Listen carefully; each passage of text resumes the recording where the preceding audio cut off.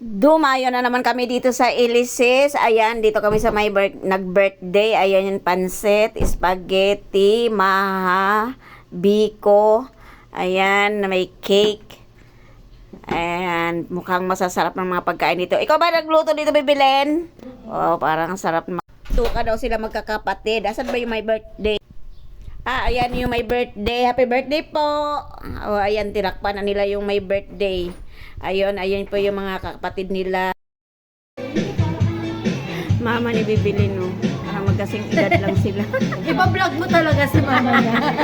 Ilang taon ka na, Nay? Ilang taon ka na? Uy, hindi halata. 5 lang kayo.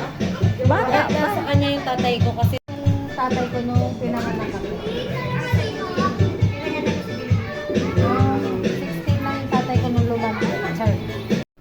Tara, tingnan natin yung mga food nila. Oh, ayan, ang sasarap. Oh, may pansit, spaghetti, maha, may biko. Ayan. Pero nakakatuwa sila, guys. Biruin mo, pag may birthday sa kanila, ang ginagawa ng mga magkakapatid, ayun, kasi palibhasa puro babae, ang ginagawa nila ay tuka-tuka po sila. Halimbawa, spaghetti yung sa isang kapatid, yung isa ng kapatid man ay maha, yung isa namang kapatid ay biko. O, di ba ang galing nilang magkakapatid? Sana lahat ng ganun may birthday. Share mga magkakapatid para hindi naman mabigatan yung may birthday, di ba? Sana ganun. Tingnan mo si Bibilin, no, busy talaga, oh. Ayan din yung mama niya, mga kapatid niya. Tingnan mo yung mga kapatid mo, puro mahabang buhok.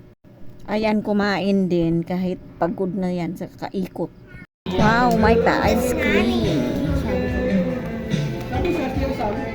Tapos sinabihan ko siya.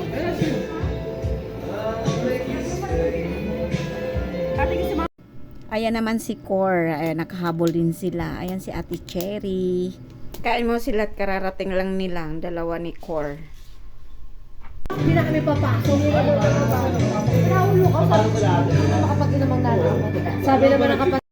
At may pasyaron pa si Bibilin. Ayan, ayan, nagbabalot na siya. Ipapadala siya. Takot siyang magutuman kami.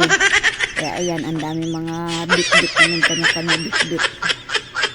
Ayan, may spaghetti. Ayan, kompleto din. Ay, teka lang. Si Ate Shea parang hindi naman ready sa mga Sharon, no?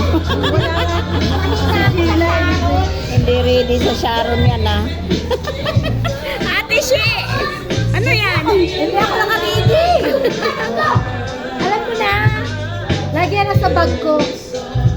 May eco bag pa ako dati dito eh.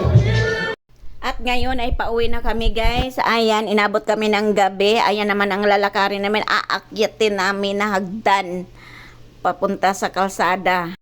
Grabe, nakakahingal. Tingnan nyo naman, guys, kung gaano katarik yan. O, diba?